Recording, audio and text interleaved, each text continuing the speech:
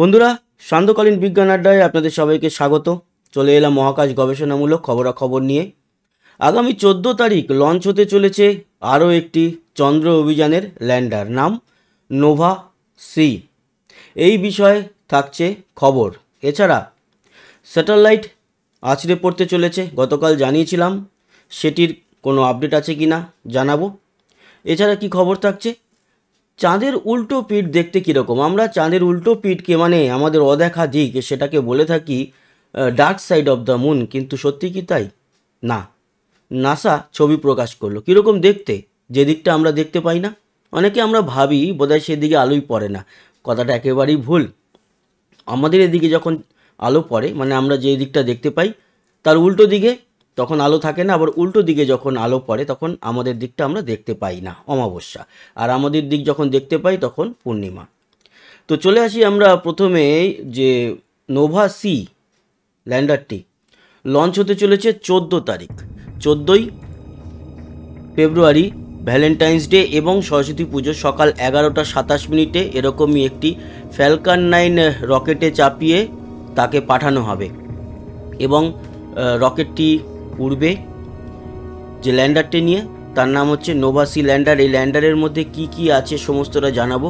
14 তারিখ ওড়ার পর সেটিকে চাঁদের দিকে ঠেলে দেওয়া হবে এবং 20 তারিখের মধ্যেই বা 19 তারিখের নাগাদ রাতের দিকে সেটি পৌঁছে যাবে চাঁদের কক্ষপথে।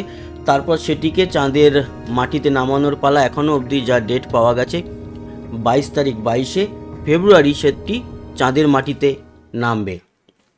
এই যে ল্যান্ডারটি কি কি নিয়ে যাচ্ছে সাথে সমস্তটা জানাবো। তার আগে আরও একটা বড় ব্যাপার বলে রাখি, এটি নামবে কিন্তু চাঁদের দক্ষিণ মেরুতে।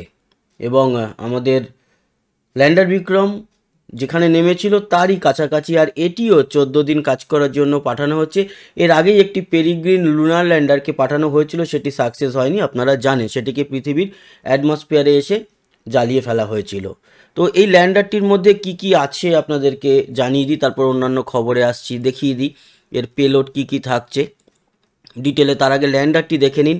এই হচ্ছে ল্যান্ডারটি। এদিকে সোলার প্যানেল রয়েছে, এদিকেও সোলার প্যানেল এবং রয়েছে মাথার উপরে সোলার প্যানেল। তার মানে উপর দিকেও যখন সান আসবে তখন উপর দিকে সোলার প্যানেল থেকে ঠিকঠাক মতো ব্যাটারি চার্জ করবে, যখন বাদিকে যাবে তখনও করবে, যখন ডান দিকে যাবে তখন ডান দিকের এই প্যানেল থেকে করবে চার্জ, এবং উপরটা মোটামুটি একটা ব্যালেন্স পাবে। এই হচ্ছে আপনারা দেখতে পাচ্ছেন 6খানা স্ট্যান্ড রয়েছে, আর থ্রাস্টার রয়েছে, সিঙ্গেল থ্রাস্টার। নামবে এইরকমভাবে লম্বিভাবে, এইভাবে না নেমে যদি কাত হয়ে পড়ে আবারও কিন্তু ভুলভাল হয়ে যাবে স্লিম ল্যান্ডারের মতো। এই হচ্ছে ল্যান্ডার। এর মধ্যে ইন্টারনাল যা জিনিসপত্র রয়েছে তাতে RFMG, এটাই হচ্ছে গিয়ে RFMG technology user radio wave, এটির মাধ্যমে যোগাযোগ করবে পৃথিবী থেকে এই ল্যান্ডারের মাধ্যমে। এছাড়া থাকছে স্কাল্পস, ঠিক আছে, এটা ইমেজ ক্যাপচার করবে যখন নামবে এই ল্যান্ডারটি, তখন চাঁদের ডিস্টেন্স কত আছে সেই সমস্ত স্পেকট্রোমিটারে দেখাবে এবং সেই ইমেজ এবং ভিডিওগ্রাফি করবে। এছাড়া রোলসেস, এটি হচ্ছে গিয়ে লো ফ্রিকোয়েন্সি রেডিও রিসিভার।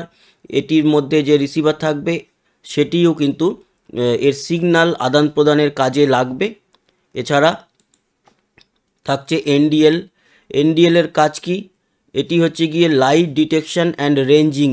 এটি মাপবে তার লাইট রে ছুঁড়ে যেই ডিস্টেন্সে রয়েছে সেই ডিস্টেন্সটা কত, ডিস্টেন্স মেজারমেন্টের জন্য এটি লেজার আলো ব্যবহার করবে।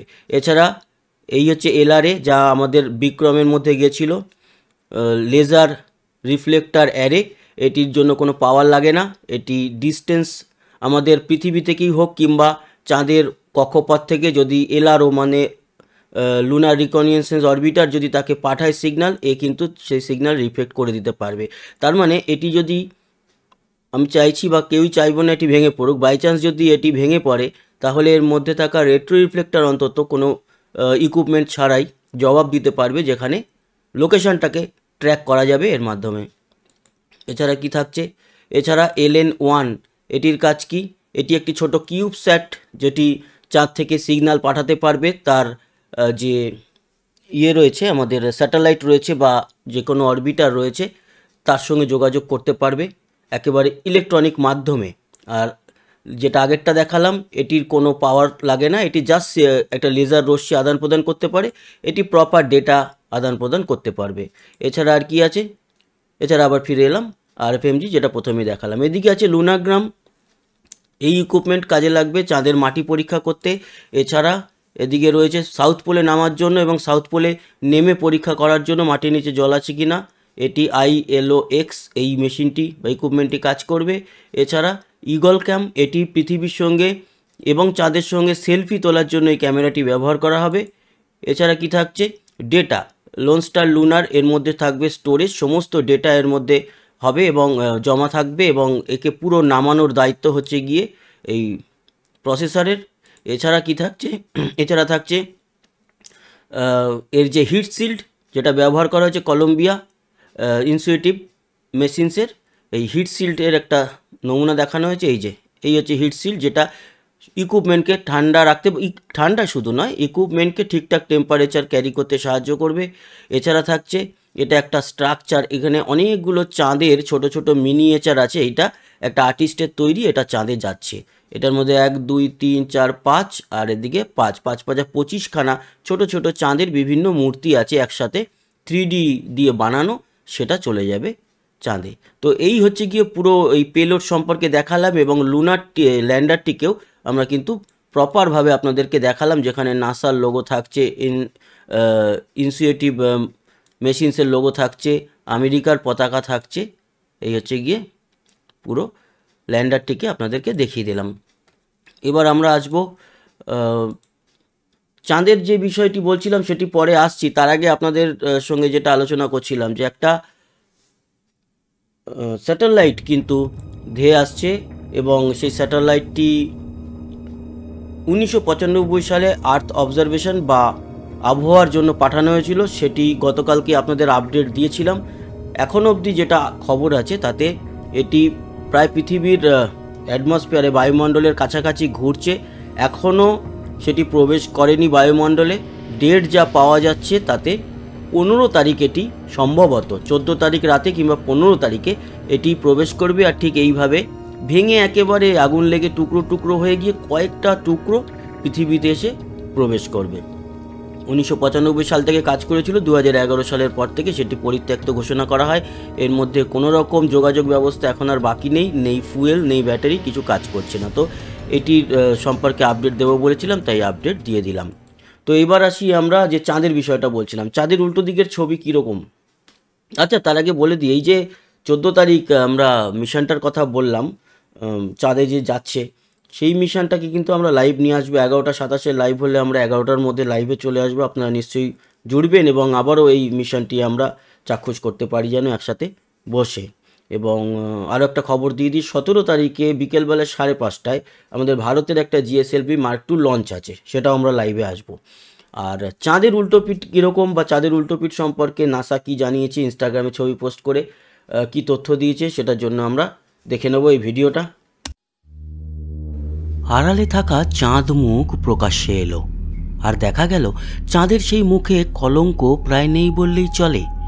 গড়ন একটু কঠোর হতে পারে, কিন্তু তা বলে সূর্যের আলোর চাকচিক্য একটুও কম নয় চাঁদের অপর প্রান্তে, যাকে এতদিন চাঁদের ডার্কার সাইড বা অন্ধকার দিক বলেই জানত সকলে। নাসার প্রকাশিত ছবি বলছে সেই দিকটিও সূর্যালোকে একই রকম ঝলমল করে। সম্প্রতি নাসা এই ছবি পোস্ট করেছে তাদের ইনস্টাগ্রাম পেজে, সেখানেই তারা বিশদে জানিয়েছে চাঁদের অদেখা দিকের গল্প।